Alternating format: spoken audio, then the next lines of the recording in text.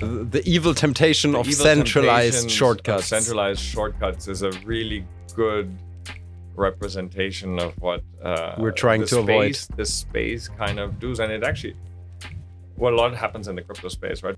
Whereas we have this temptation, the evil temptation of the centralized shortcut, it makes it very easy for the users to interact with crypto. The problem is that the user at that moment in time when he's offered these centralized shortcuts likely is not even aware what's happening underneath and what he's giving up underneath. And what we notice, and it's really tough, I guess, for us as a project that's trying to, at the same time not compromise on these elements, is that the user, at least in the current state of the world, except the people that are really educated in the crypto space, they still don't care so much about the details.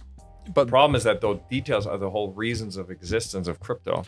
But I think that's also education. Like, they don't care because they're not even aware that there is a fundamental difference between you actually owning your money or somebody else. You open up your bank account and you see there's my money, but the thing is you're not owning it. So if you want to transfer, like an exchange account, let's say, or your traditional wallet, traditional bank account too, kind of, like you see the number there, but you can't transfer it as you like. If you want to transfer, let's say you buy a car and you want to transfer a larger amount, you have to call your bank first and raise your limits that you can actually send this money. So people take care of that, but they're also they're kind of censoring your freedom of what you're able to do with your money. And crypto gives you this financial, this freedom of handling your finances as you like. Automatically.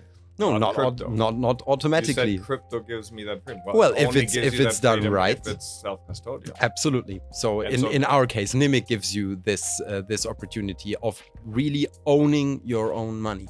And most people who are new to the crypto space are not even as aware of the fact that you can actually own it. Not only should, that this is the right thing to do, actually own your money. And of course, as you said, with ownership and freedom also comes responsibility.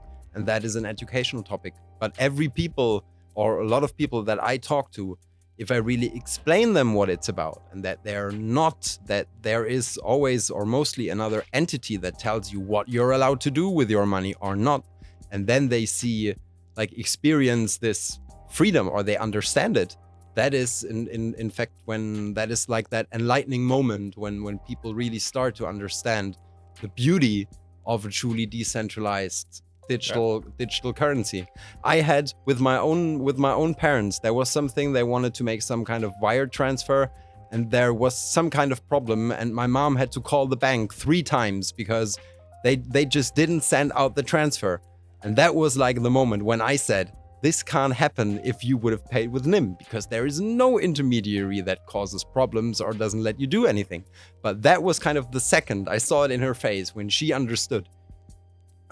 Okay, now I get it. Now I get what this is all about. And I think it needs more such enlightening moments for a broader audience in order to really understand why cryptocurrency in its true fundamental state is an incredibly cool thing.